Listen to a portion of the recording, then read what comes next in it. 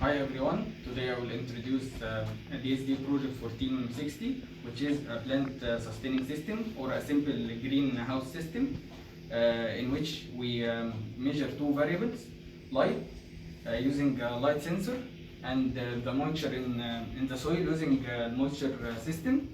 Our project will lower the consumption of water provided to the plant and will only provide water when the plant needs it using the help of the moisture sensor. And our project will make sure that light is provided all over the day for our plant to make photosynthesis.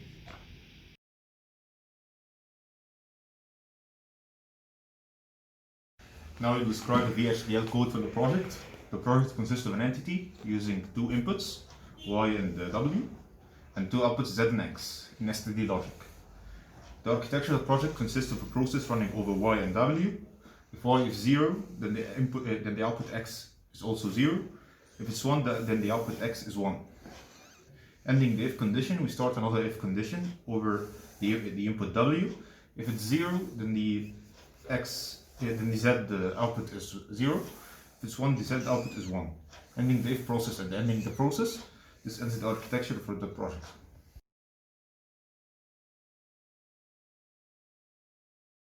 I will talk about the light sensor. When the light sensor detects no light, it will send 1 as an output to the FPGA, which will in turn send 1 to the transistor.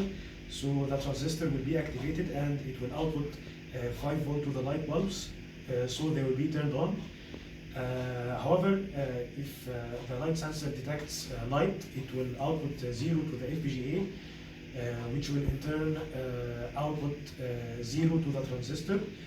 So the transistor will not be activated, so it will output 0 volt, so the light bulbs will turn off.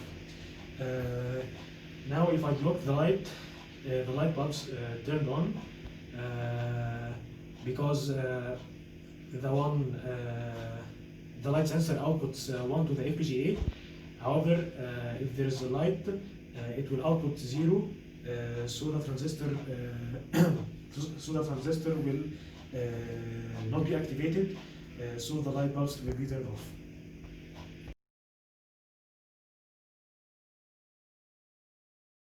I would like to explain how the water sensor and the water pump work in our plant life sustaining system and their implementation.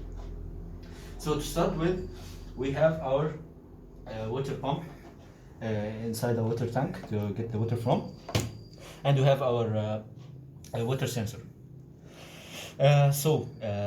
When the water sensor is connected in the soil, it will have an output of 0.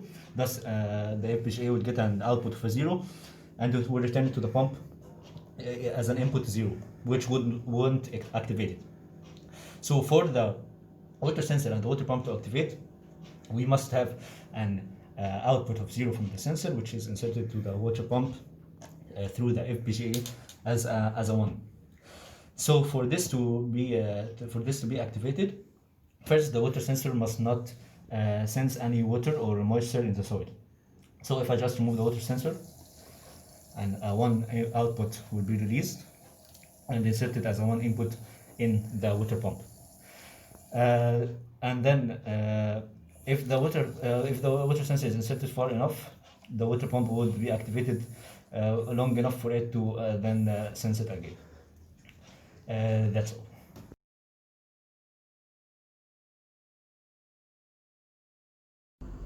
Now I will explain the components used in our project. First of all, we use 2 transistors. Both are connected to the sensors, one to the light sensor and the other to the moisture sensor. Moreover, we used 6 red LEDs and the FPGA board. And we used a water pump connected to a tube that provides the water to the plant.